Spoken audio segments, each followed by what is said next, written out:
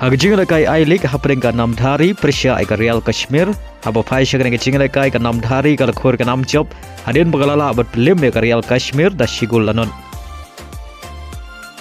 Hagjinglakai Indian Super League haprenga Mohammedan Persia ika Mumbai City. Hagrenga jinglakai ka Mumbai City ka khor ka nam job hadin bagalala abat Liem ka Mohammedan da shigul lanon. Hagjinglakai League 1 haprenga PSG Persia ika Lyon haba phai shagrenga jinglakai ka PSG ka khor ka nam job hadin bagalala abat Liem ka Lyon da laila ka way.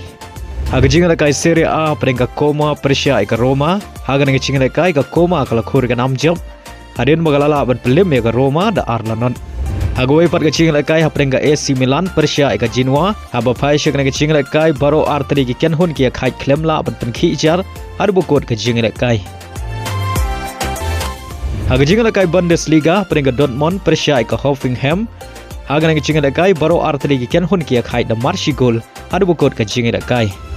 Hagjinglakai La Liga haprenga Barcelona Persia ika Leganes haba phai shagrenga jinglakai ka Barcelona kalamat ika namrem hadin bakala sya penlim hakmat ka Leganes da shigol lanon badia ka shigol la yoban thep tang ha ka minit ka basau.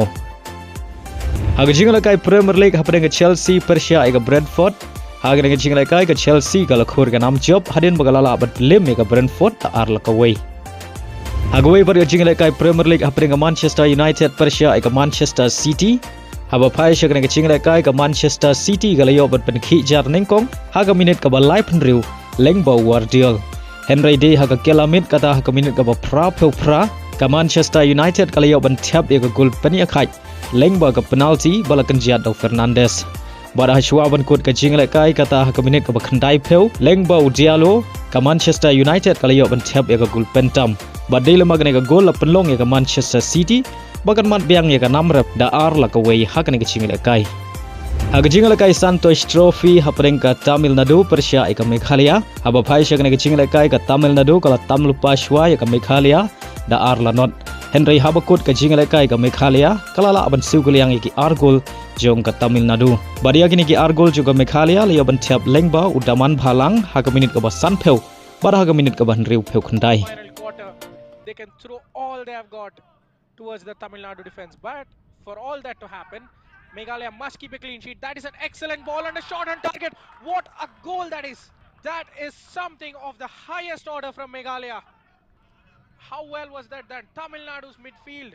Well, whom were they marking? Look at the space he had. Don Lad chested the ball, rolls it into the feet of Damanbhalang, who provides an excellent finish. Given it over. A chance for a brace. And it is absolutely blasted down the middle as Meghalaya draw level.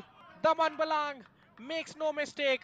Such is his confidence right now. The number 8, Muthu, went to his right, but he hit it with power and purpose down the middle. This is